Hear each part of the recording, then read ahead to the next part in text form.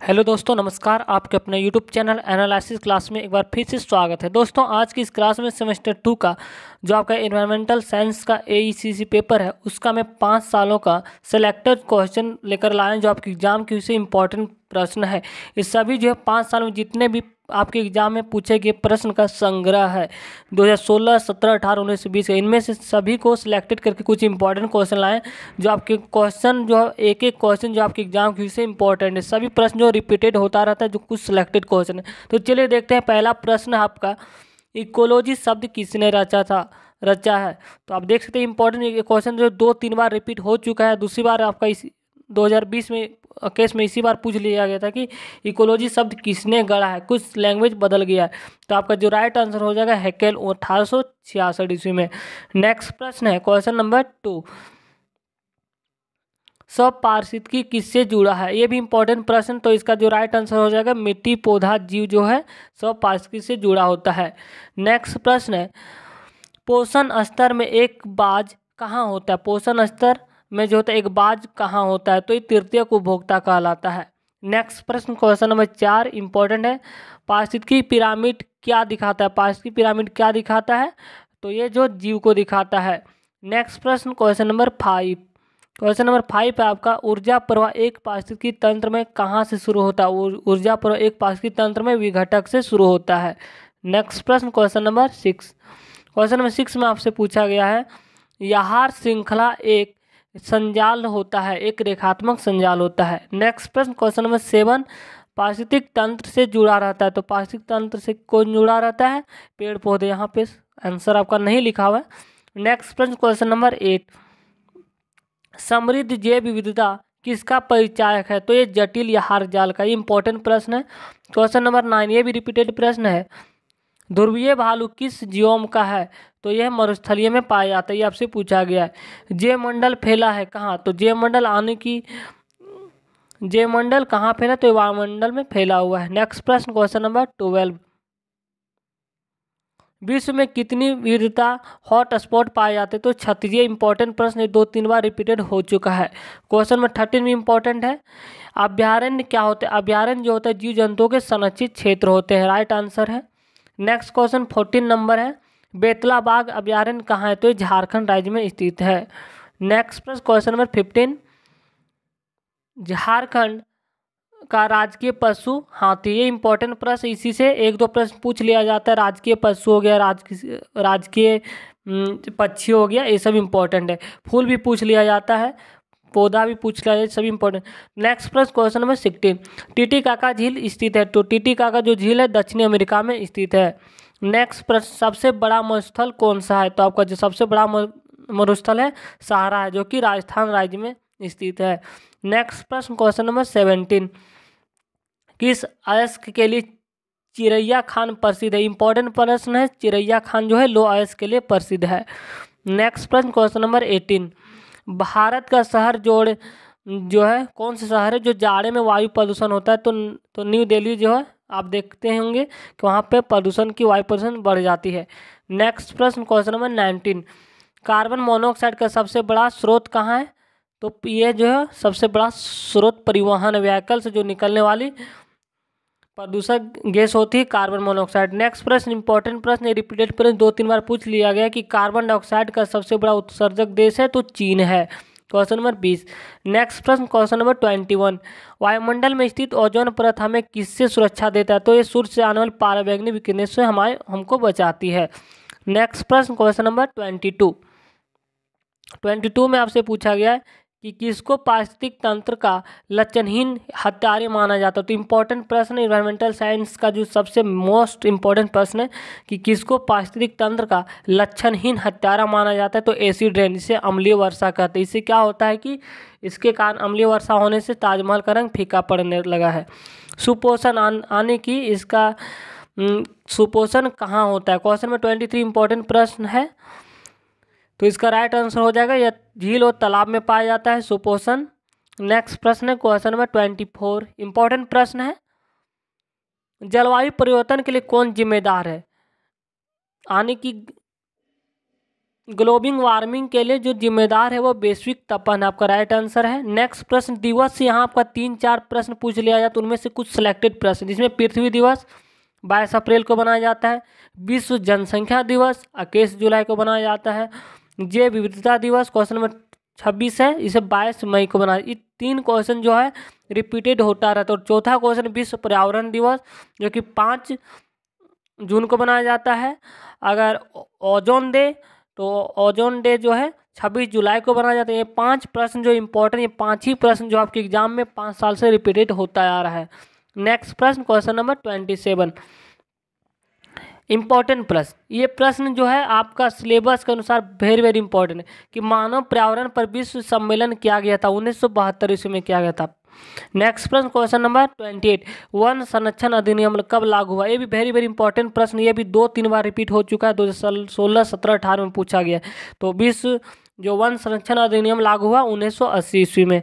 Next प्रश्न, यहाँ से आपका 2 प्रश्न निश्चित है, या तो वैली बचाओ आंदोलन, या तो नर्मदा बचाओ आंदोलन, या तो पेड़ पौधे बचाने के जो चिपको आंदोलन की शुरुआत किसने की। तो ये 3 प्रश्न में से आपका 2 प्रश्न यहाँ से सिलेक्टेड प्रश्न आना तय है, ये इस पर ध्यान रखिएगा। तो वैली बचाओ आंदोलन का नेता कौन थे? तो सुगता कुमारी।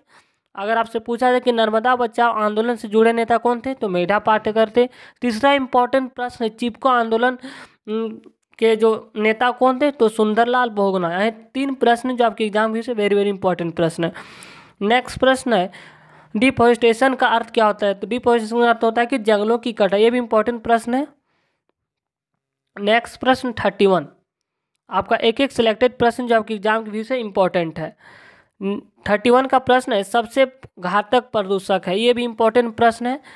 यहाँ पर स्टूडेंट कंफ्यूज हो जाते हैं क्योंकि आपका जो ऑप्शन रहेगा जल प्रदूषण, वायु प्रदूषण, मृदा प्रदूषण, तो आपका जो राइट आंसर होगा वायु प्रदूषण, इसलिए क्वेश्चन बार बार रिपीटेड कर दिया जाता है। नेक्स्ट प्रश्न जो है 32 है, खाद्य श्रृंखला आरंभ होता है, यानी कि खाद्य श्रृंखला के आरंभ कहाँ से होता है? ये जो पौधे से होता है। आप इसको समझिए, पौधे से कैसे होता है। यहाँ से 2-3 प्रश्न पूछा जाएगा आपके से।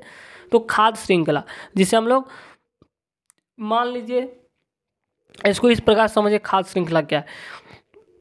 मान लीजिए घास को हिरन खाती और हिरन को जो है बाघ खाती, तो पौधा जो हो गया उत्पादक हो गया और हिरन जो हो गया प्राथमिक उपभोक्ता, और हिरन को जो खाता है बाघ यानी कि द्वितीयक उपभोक्ता कहलाता है। तो खाद्य श्रृंखला का जो आरंभ होता है वो पौधा से होता है। ये इंपॉर्टेंट प्रश्न है। और अगर आपसे पूछा जाए कि प्रथम उत्पादकता कौन है उपभोक्ता, तो इसे हिरन कह सकते हैं, प्रथम उपभोक्ता। नेक्स्ट प्रश्न क्वेश्चन नंबर 33, इंपॉर्टेंट प्रश्न, वेरी वेरी इंपॉर्टेंट है। निम्न में से कौन सी गैस जो है तो वायु प्रदूषण का प्रमुख घटक है? तो कार्बन डाइऑक्साइड है। नेक्स्ट प्रश्न क्वेश्चन नंबर 34 में किसी क्षेत्र में पौधे तथा अन्य जीवों के समूह को क्या कहते हैं? तो किसी क्षेत्र में पौधे तथा अन्य जीवों के समूह को हम लोग इसे पारिस्थितिकी कहते हैं। ये भी इंपॉर्टेंट प्रश्न क्वेश्चन नंबर 34। नेक्स्ट प्रश्न क्वेश्चन नंबर 35, ये जितने भी प्रश्न हैं 2-3 बार रिपीटेड हो चुके हैं। नेक्स्ट प्रश्न 35, पारिस्थितिक तंत्र के आहार स्तर को क्या कहते हैं? ये वेरी वेरी इंपॉर्टेंट प्रश्न, ये 2 से 3 बार सिलेक्टेड प्रश्न है। ये 2017-18 में पूछ ही लिया गया है कि किसी पारिस्थितिक तंत्र के आहार स्तर को क्या कहते हैं? तो उसे पोषण स्तर कहा जाता है। नेक्स्ट प्रश्न 36 प्रश्न है, DDT है क्या है? DDT जो है एक गैर अपशिष्ट प्रदूषक है, ये प्रदूषक नहीं करता है। नेक्स्ट प्रश्न क्वेश्चन नंबर 37, जो कि यहाँ से 37 और 38 में आपका 3 प्रश्न सिलेक्टेड प्रश्न जो आपके एग्जाम के व्यू से आना तय है। तो पहले आप समझिए 37 प्रश्न क्या है। तो 37 प्रश्न आपका गैर नवीकरण स्रोत, यानी कि गैर नवीकरणीय स्रोत या संसाधन कौन सा है, ये आपको पहचाना, आपको ऑप्शन दिया रहेगा, जिनमें से आपका मान लीजिए ऑप्शन रहने वाला है पेड़। जैसे यहाँ आपका प्रश्न है 37 में गैर नवीकरणीय स्रोत, तो गैर नवीकरणीय स्रोत क्या होता है पहले आपको समझना होगा। तो जिसका भंडार क्या होता है? सीमित है। अगर आप इसका लगातार प्रयोग करते रहे तो एक न एक दिन समाप्त हो जाएगा और इसे बनने में लाखों वर्ष लग सकते हैं, जिससे मानव की दुनिया समाप्त भी हो सकती है, इतने समय लग जाता है। तो इसे गैर नवीकरणीय स्रोत कहा जाता है, यानी कि जिसका भंडार जो है सीमित है उसे गैर नवीकरणीय स्रोत कहा जाता है। अगर आप लगातार प्रयोग करते रहे तो एक न एक दिन समाप्त हो जाएगा। इसलिए उसे गैर नवीकरणीय स्रोत कहा जाता है। जैसे मान लीजिए कोयला, अगर आप लगातार प्रयोग करते रहे तो एक न एक दिन ये कोयला समाप्त हो जाए। खनिज तेल, पेट्रोलियम, ये सभी जो है गैर नवीकरणीय स्रोत के संसाधन है। तो आपका इंपॉर्टेंट प्रश्न 38 के इंपॉर्टेंट प्रश्न है कि नवीकरणीय स्रोत। अब नवीकरणीय स्रोत किसको कहते हैं? जिसका भंडार असीमित, अगर आप लगातार प्रयोग करते रहे तो उसके भंडारण पर कोई प्रभाव नहीं पड़ता है। मान लीजिए आप जितना यूज करते हो उतना वो बनते जाता है। जैसे मान लीजिए सूर्य का प्रकाश, आप लगातार प्रयोग करें, क्या इसका कुछ कमी होगा? नहीं होगा, क्योंकि ये लगातार नवीकरण होते रहता है। तो नवीकरणीय स्रोत संसाधन उसको कहते हैं जिसका भंडार जो असीमित है, इसका हम लगातार प्रयोग करते हैं तो समाप्त नहीं हो सकता, उसे नवीकरणीय संसाधन कहा जाता है। जैसे मान लीजिए सूर्य का प्रकाश हो गया, पवन ऊर्जा हो गया, ये सब जो है नवीकरणीय स्रोत के उदाहरण है। नेक्स्ट प्रश्न 39 जो इम्पोर्टेंट प्रश्न है, प्रथम पृथ्वी सम्मेलन 1992 में हुआ था, वो कहाँ हुआ था? प्रथम जो पृथ्वी सम्मेलन जो है ब्राजील में हुआ था। इम्पोर्टेंट प्रश्न है। नेक्स्ट प्रश्न क्वेश्चन नंबर 40 में प्रश्न है, ग्रीन हाउस प्रभाव किस गैस बढ़ने से होता है? तो कार्बन डाइऑक्साइड के बढ़ने से होता है। नेक्स्ट प्रश्न क्वेश्चन नंबर 41 इंपॉर्टेंट प्रश्न है, ऊर्जा का प्रमुख स्रोत क्या है? तो आपका कोयला ऑप्शन रहेगा, पेड़ पौधा रहेगा, ये सभी। तो आपका जो ऊर्जा का जो प्रमुख स्रोत होता है वो सूर्य का प्रकाश होता है। इसका राइट आंसर जो सूर्य का प्रकाश ऑब्जेक्ट का मोस्ट इंपॉर्टेंट प्रश्न है ये इन्वायरमेंटल साइंस का। नेक्स्ट है, प्रकृति में ऑक्सीजन का स्रोत है। प्रकृति में ऑक्सीजन का स्रोत जो है हरे पेड़ पौधे है। तो राइट आंसर हरे पेड़ पौधे। तो आपको जो 22 आपका जो 42 प्रश्न और अगला कुछ क्वेश्चन जो सभी जो आपके एग्जाम एक एक प्रश्न जो सिलेक्टेड प्रश्न है, रिपीटेड प्रश्न, तो आप इसे जरूर से जरूर याद कर लीजिएगा। नेक्स्ट प्रश्न, भारत का राष्ट्रीय पशु। देख सकते हैं यहाँ पशु से, मोर, जीव जंतु से प्रश्न राष्ट्रीय से पूछ ही लिया जा रहा है। तो भारत का राष्ट्रीय पशु जो है बाघ होता है। नेक्स्ट प्रश्न है, मानस जैव मंडल स्थित है। तो मानस जैव मंडल जो स्थित है असम में है। नेक्स्ट प्रश्न जैविक कारक है। तो जैविक कारक जो होता है पेड़ पौधे होते हैं। तो पहले समझेंगे आपको जैविक कारक क्या है। तो जैविक कारक उसको कहते हैं जो सजीव होते हैं, और अजैविक कारक जो निर्जीव होते हैं। तो जैसे आपका एग्जाम्पल रह सकता है जैविक कारक में 4 ऑब्जेक्टिव आपको 4 दिया रहेगा। मान लीजिए पेड़ पौधा हो गया, पेड़ पौधा हो गया, मिट्टी हो गया, जल हो गया और पत्थर हो गया। तो आपका जो राइट आंसर हो जाएगा पौधा होगा, क्योंकि पौधे में जैविक कारक के अंतर्गत आते हैं। और अजैविक कारक जैसे पेड़ पौधे छोड़, जिसमें निर्जीव पदार्थ जैसे पत्थर हो गया, वायु हो गया, मिट्टी हो गया, ये सभी निर्जीव पदार्थ तो अजैविक कारक के अंतर्गत आते हैं। नेक्स्ट प्रश्न है, भारत का राष्ट्रीय पक्षी। तो यहाँ पर देख सकते हैं, यहाँ राष्ट्रीय पशु पक्षी से प्रश्न अक्सर पूछ ही लिया जाता है, तो इसे आप ध्यान में रखेंगे। तो राष्ट्रीय पक्षी आपका मोर है। नेक्स्ट प्रश्न इंपॉर्टेंट प्रश्न सिलेक्टेड प्रश्न है कि कांटेदार वन पाए जाते हैं। तो कांटेदार वन जो है राजस्थान राज्य में पाए जाते हैं।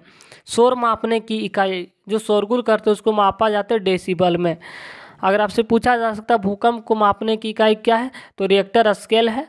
और नेक्स्ट प्रश्न है, ज़ीरोफाइटिक पाए जाते हैं। तो ज़ीरोफाइटिक कहाँ पाए जाते हैं? रेगिस्तान में पाए जाते हैं।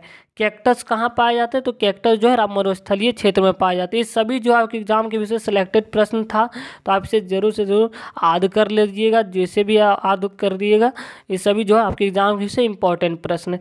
तो आपका जो अगला वीडियो आने वाला है इसी का पार्ट 2 आने वाला है। तो अगर आप हमारे चैनल को सब्सक्राइब नहीं किए हैं तो चैनल को सब्सक्राइब कर लें, ताकि आपको आने वाले वीडियो का नोटिफिकेशन मिल सके। थैंक यू, धन्यवाद।